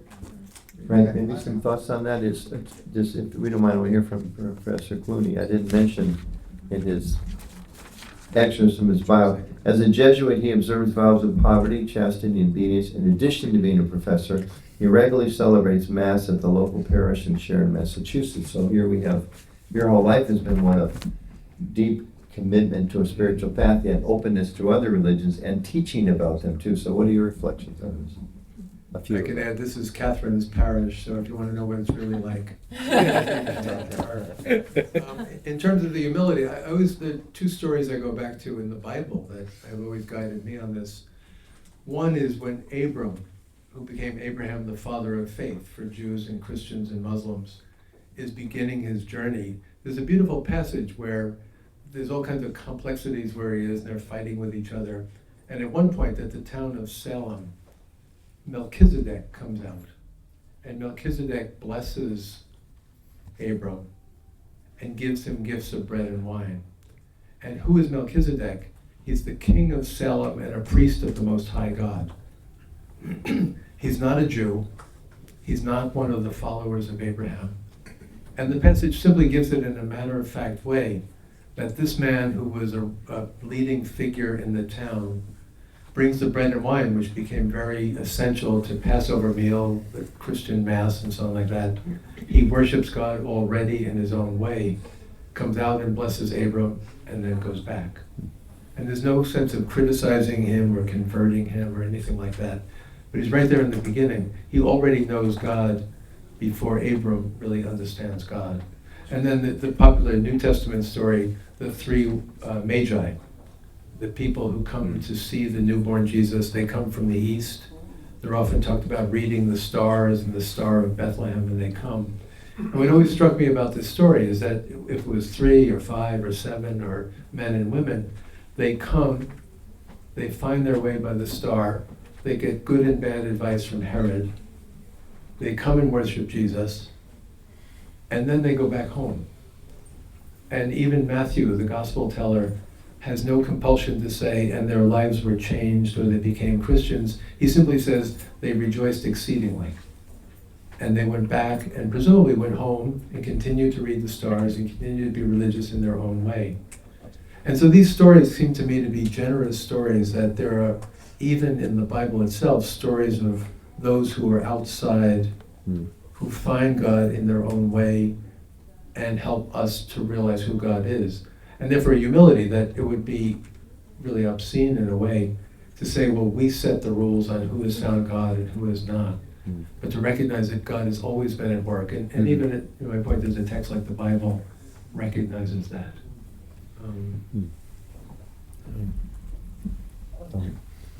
Set row 2, if that's okay. Row 2. Yeah. So,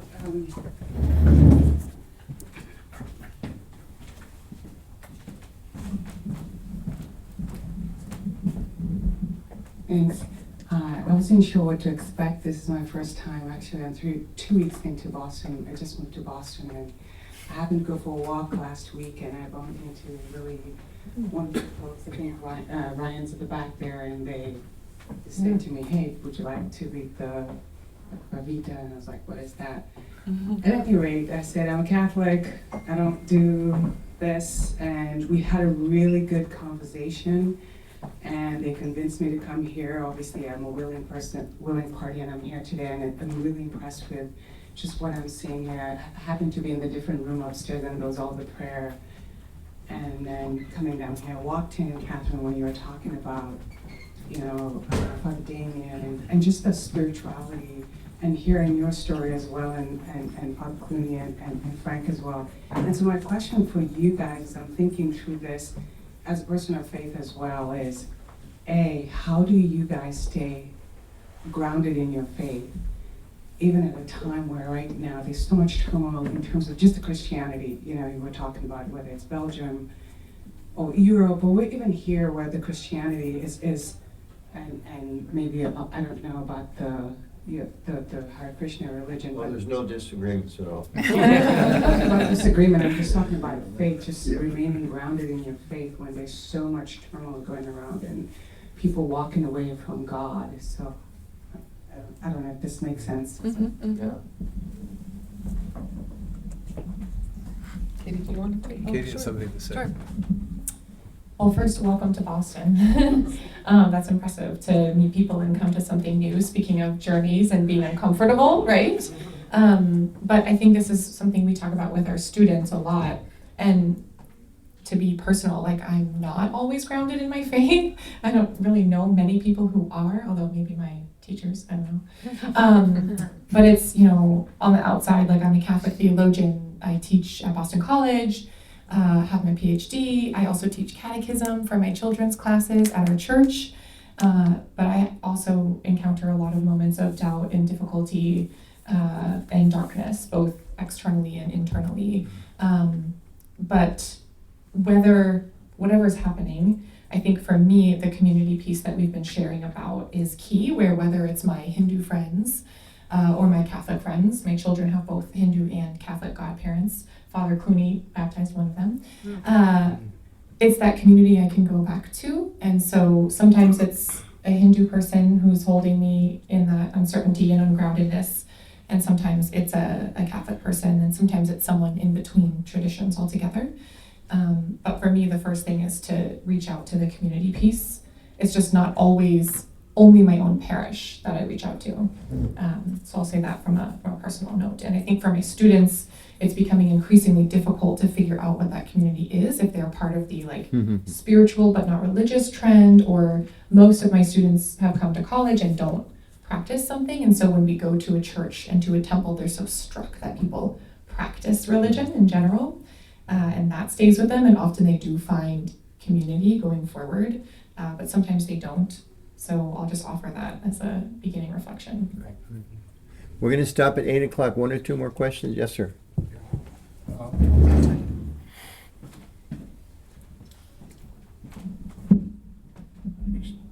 Hare Krishna.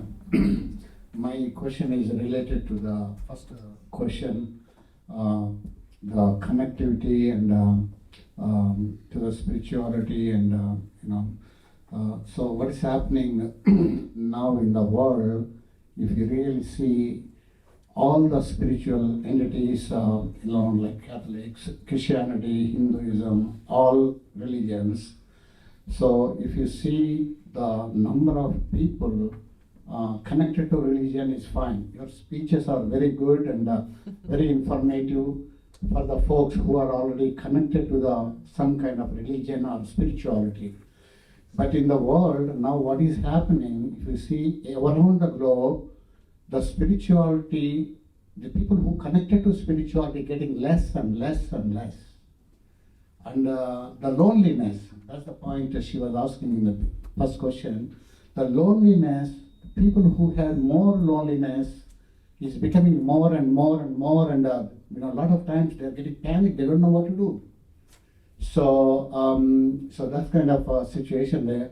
I live in Maryland, and I'm here on a special work-related stuff. So happy to, connected to the Potomac religion, the Potomac ISKCON Center. But I was practicing the Hinduism connected to the Chinmaya Mission last 30 years in Maryland. And all my 3 boys went there from age 3 to age 18, Balavihar, and so I used to go occasionally to ISKCON, but recently started going more. So my question is, for all the speakers, what do you think about this phasing out the spirituality among the human beings? Is spirituality phasing out? What do you think about it? Phasing out. Phasing out, yes. It's definitely spacing out, but is it phasing out? Phasing out. No, I think you're raising a very basic, important point. that we tend to talk to people like ourselves in our own tradition, in traditions of other people of faith.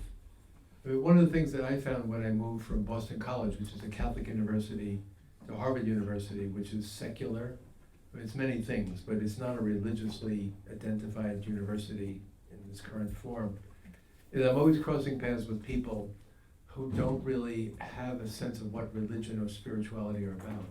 Many of our students in the divinity school, of course, are looking and searching. But it seems to me the real test, you know, both for us who are in this room, but then for the students who are going out and going to live their lives in a culture that's in some ways more secular and more multi-religious than ever before, is to not say my mission is to religiously oriented people or people of faith, but rather to say the community that God calls us to is not limited to people who are already of faith, but to every person we meet, people we rub shoulders with on the bus, people we talk to in the street, people in the workplace. And that the work is never done unless we can somehow find ways of putting the words out. And this seemed to be, again, you know, back to where we started, Prabhupada, getting off the boat in Boston, you know, being in New York, what am I going to say to them? And then, as the Bible says, you know, when you are in a difficult situation, don't worry, the Holy Spirit will speak through you. And allow the Spirit to speak through us to people who are secular and unbelievers and even anti-religion. Seems to be something of the next generation to do for the next generation. Thank you for that question. I guess I'll just say one thing, which is we often think of mission in contradiction or opposition to each other, Hindu missions, Catholic missions, and so on. But I think what you're reflecting on is a shared sense of mission. And there's this beautiful verse in Chaitanya Charitamrita where Sri Chaitanya says that whomever you meet and wherever you go, tell them about Krishna, right? And I've always understood that verse in very much the ways that Professor Clooney just described, which is that how can I reach this person in the way that they want to be reached? And that looks very different in different circumstances. At work, as a university professor, it looks very different. And here in a community of Vaishnavas, it looks very different. And in my local temple, it looks very different, right? And yet, we're in all of those circumstances, the work is the same, but in different ways, in different facets. And so all I can say is that we have our work cut out for us, right? With our being the broadest possible spectrum of persons who see that need and see that loneliness in the world that you're speaking of, and recognize that we can fill it in some way in that particular circumstance, in that moment, being very conscious of our audience, our context, and saying, I can do something to fill that loneliness. That's a shared mission that goes well beyond my mission or my tradition to all of us. I also think we have to, as traditions, take some responsibility also for sort of the lack of interest in religion and try to find ways that speak to the next generations also. So there's always that kind of challenge, but the religious questions are always going to be there. I mean, they're ultimate questions that are not going away and that people continue to struggle with and to live with. So I think we just have to constantly try to find new language and new ways, like you were saying, to speak to the questions that every generation has. And I think that's indeed a challenge for both of our traditions. I was just reading with my students this week Genesis and the Brihadaranyaka Upanishad, and this idea of loneliness comes up in both, right? That it is not good to be alone. And both of these texts are thousands of years old, and my students said, you know, there are rising cases of anxiety and depression on college campuses around the world, and here we find them in the Upanishads and the book of Genesis and the Hebrew scriptures, right? So to Catherine's point, and people are mentioning, is that these aren't new questions or new situations, it's a new context. But I think it's really the onus on traditions to be reflective and perhaps right some wrongs. For Catholics, of course, in Boston, like we have our own histories of abuse of vulnerable people. And I think that is still leaving a mark that needs more reconciliation. So if we can be humble about our spiritual journeys and also the ways in which we haven't faced challenges, perhaps that could also be a way forward. So bringing more challenge, maybe that's my own personal lens coming through here, but to confront those more honestly and more humbly first, as people have been talking about these same challenges for thousands of years. Thank you. That was a great question. All four of them were anxious to give some thoughts on that, so thank you very much for that. So we're out of time, but I want to especially thank all of our speakers for being here with us this evening, and especially Catherine, because without her we wouldn't have been inspired to have these nice Hawaiian garlands. So thank you. Thank you for that. I want to thank everyone for taking time this evening to join us here in our small room underneath the big room. I think the kirtan is going on for another hour or two. Banamali's not here right now. This was the dinner room. We usurped the dinner room because we liked it better than the other room that was there. So prasadam is upstairs someplace. You can eat have some nice dinner there. We welcome you to stay for a few minutes. So thank our panelists, thank for all of you for coming in, and I think it's appropriate we thank Srila Prabhupada, who we're commemorating his journey, began in America 60 years ago today, and Ravi had reflected particularly on his angst in the Boston Harbor. Why have you brought me to this place, and how can I share your message? And one thing you didn't quote, which is very beautiful, which I think is the part of both our traditions, and I think we all aspire to this. When he prayed the 7th or 8th stanza in that prayer, he said, "Oh Lord, please make me dance, make me dance, make me dance. Let me answer your call." And I thank you all for enriching all of us. I thank Prabhupada for enriching all of us, as I think all of you have done so tonight. So thank you very much for being with us, and thank you all of you. And enjoy the rest of our festive commemorative evening.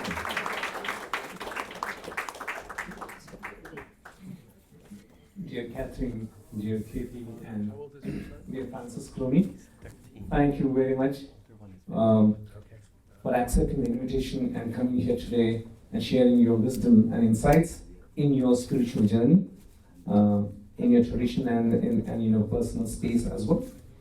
Their presence has made this interfaith dialogue truly meaningful for all of us, and we also thank all our guests who are here, who travel from different parts of the world, and devotees participating with such warmth and openness. Your engagement reflects the spirit of harmony, respect, and devotion that Srila Prabhupada so beautifully exemplified. May the lessons and inspiration from today's discussion continue to guide us on the path of understanding, service, and love for the divine. Thank you once again. On behalf of ISKCON Boston, I would like to welcome and thank each and every one of you, and especially all the distinguished guests. Thank you once again. Hare Krishna. Hare Krishna.